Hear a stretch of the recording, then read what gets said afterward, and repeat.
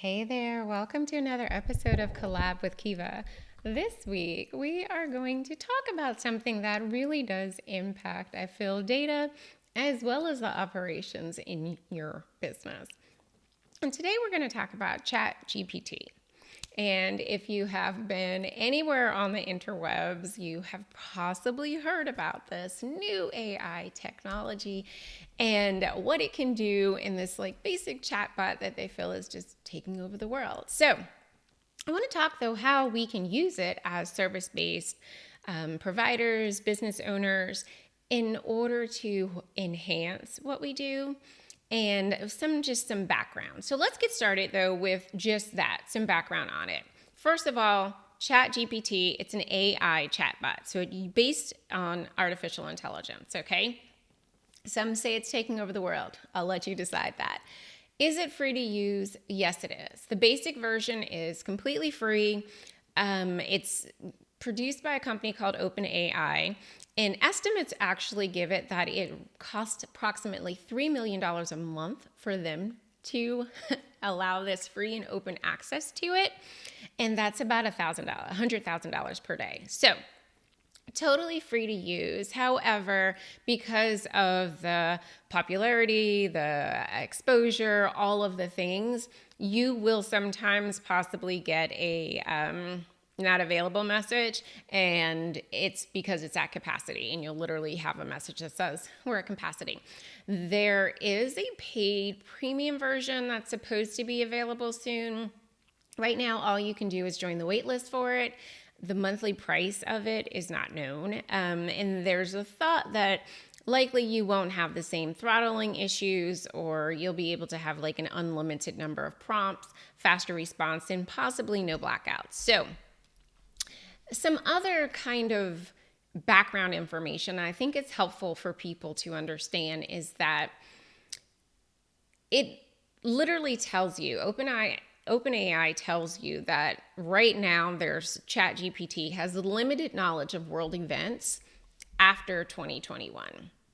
Okay, so that's the information that it has access to, that it has, had baked into its AI does not give you a lot after 2021. So don't go asking maybe, I don't know, Ukraine and Russia crisis or some things of that sort, okay?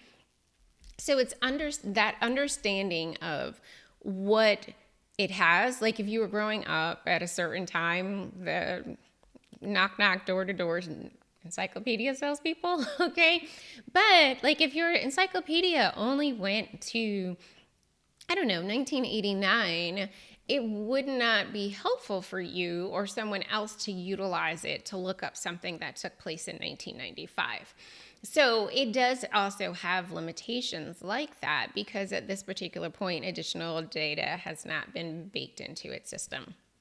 Okay, so there's a quote from a professor, Matthew Sag, a law professor at Emory, who he studies copyright implications for training and using large language models like GPT.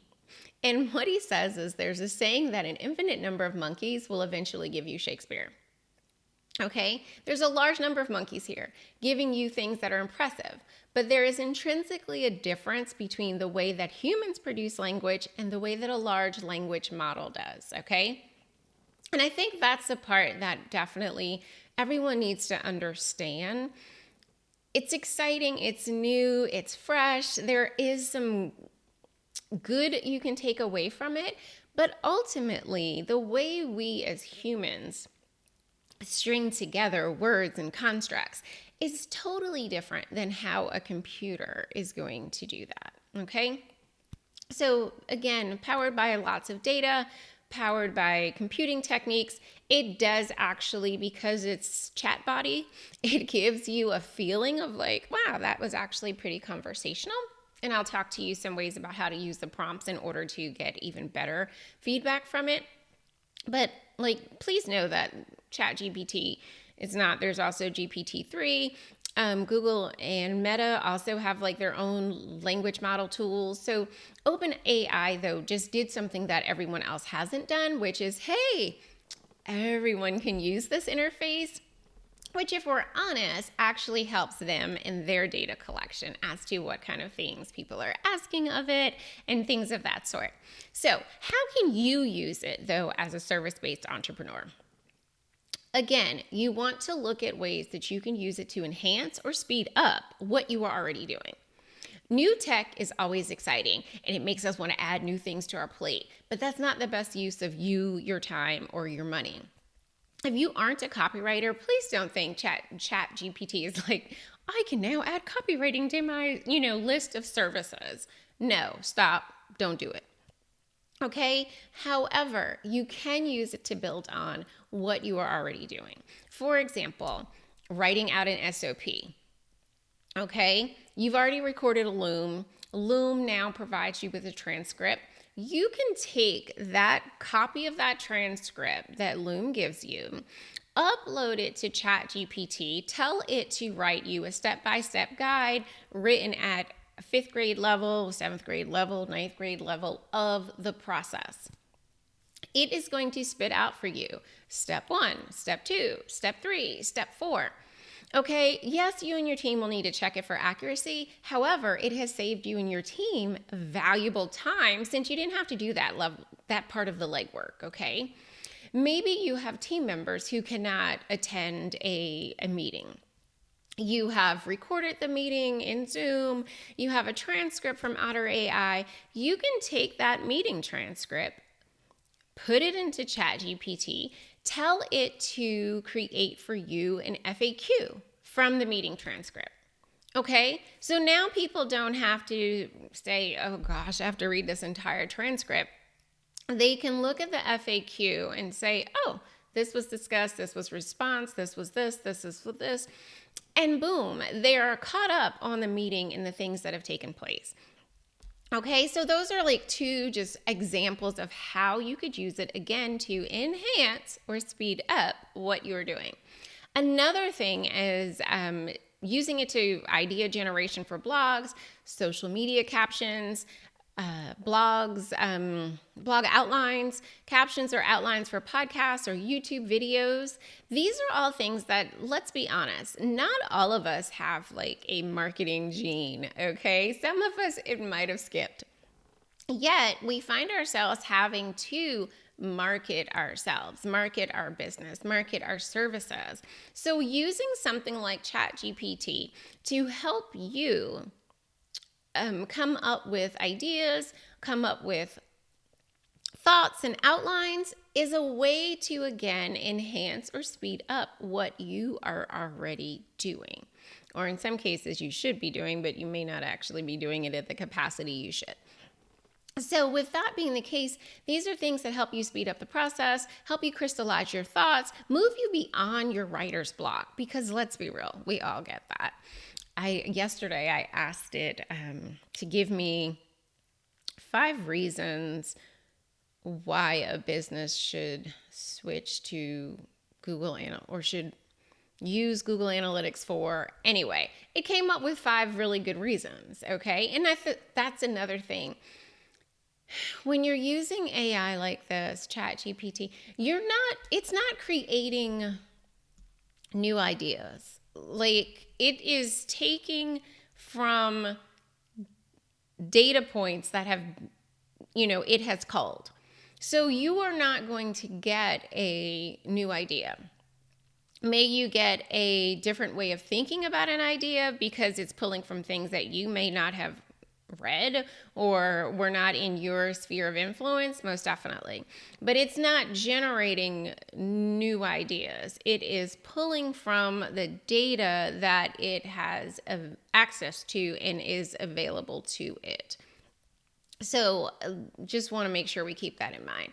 But like anything else with technology or our own brains, if you put garbage in, you're going to get garbage out.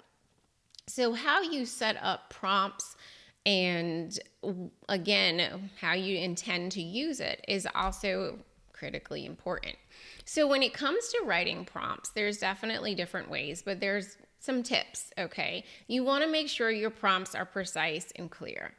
avoid a whole bunch of long sentences with tons of subpoints and things of that sort. Again, this is a computer. This is not a person who is going to be pulling away some of the nuance that would be included in some of your more verbose prompts. Always try to ask specific questions and explain the context of the question. Okay, this helps that ChatGPT to get better responses for you, to generate them. You want to pay attention to your word choice. Okay, that's so important. A lot of times we may speak in some jargon or slang or something of that sort. We're not having the AI try to figure out, what does she mean by that? Okay. Oh, let's have a VA. Well, again, virtual assistants, Veterans Administration. Well, what are we talking about here?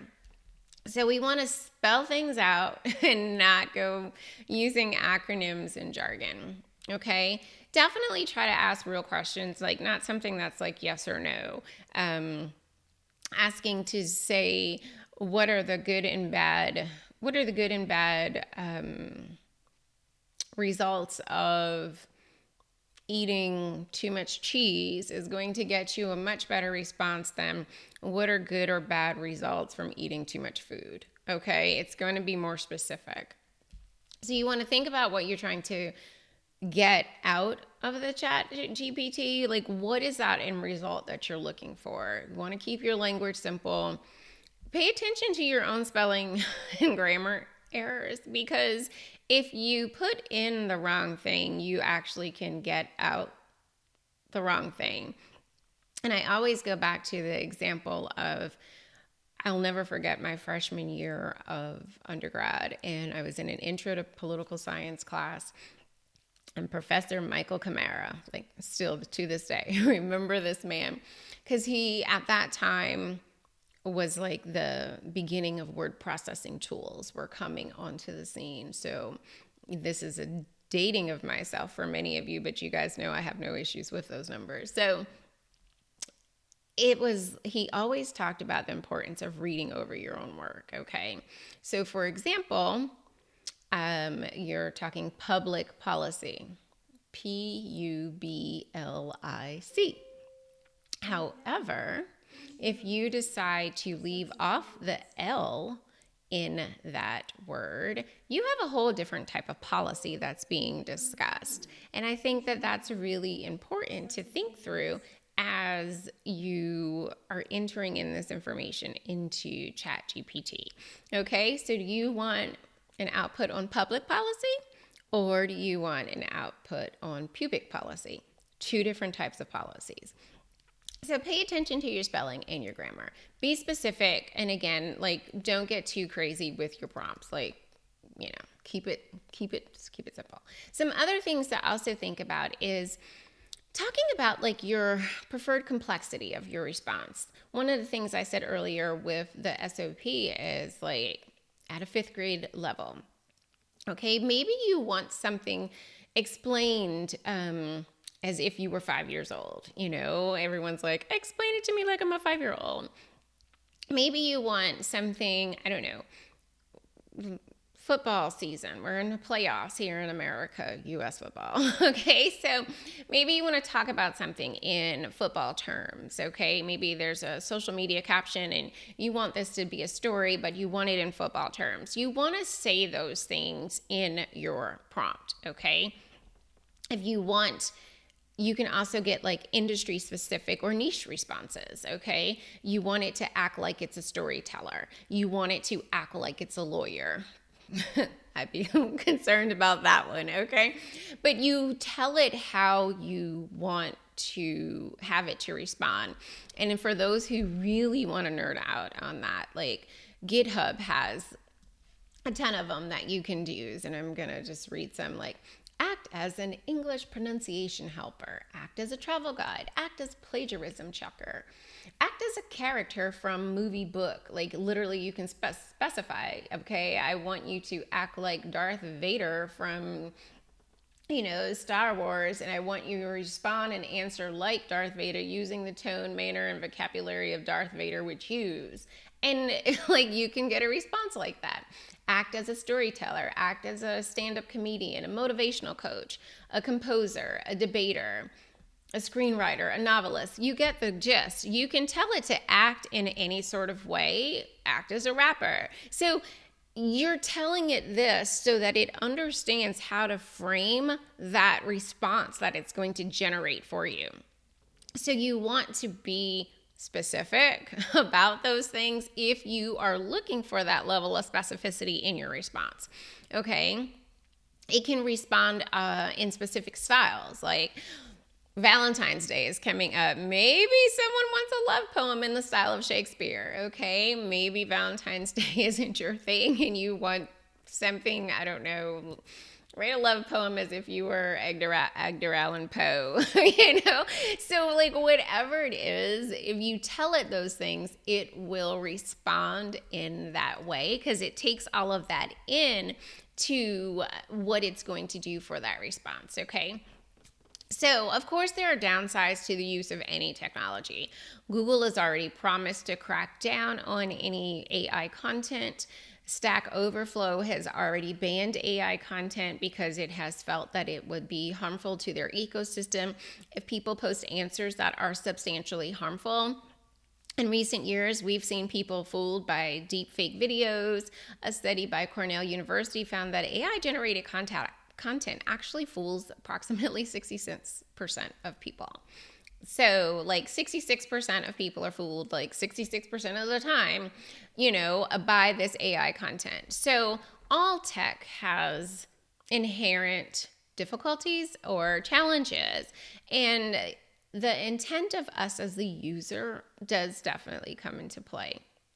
My goal today is just to share with you how you can use it to aid you in your business by enhancing and speeding up what you do, what your team does, to make those things move a lot faster and get done faster in your business.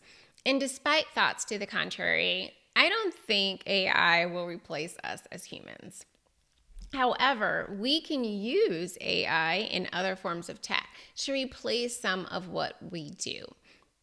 So, if you've been kind of on the fence, on the outskirts saying, Kiva, I am not taking part in this foolishness, I encourage you to think through some ways that you can use it to enhance and speed up what you're doing in your business. How can it help your team do things differently, faster, better? And so go out and test it. Assuming you get in when you're trying to test it. It's better to do nighttime, if I'm honest. Like, if you try in the morning, you're less likely to get in. It's already at capacity. So think off-peak hours and you might have a better luck of getting in. But the reality is it's there to be a tool. As humans, we use tools. So use the tool in a way that best suits you. Again, for what you're already doing. Please don't go adding it as something that, it looks fun and it looks this and now I'm going to be a blog writer and I'm going to be a copywriter and I'm going to do this, that. No, we're looking how to utilize this tool to enhance what we are already doing in our businesses so we can move those things forward faster. So, happy testing with ChatGPT. I'd love to hear some of your thoughts about it. Talk to you next week. Bye.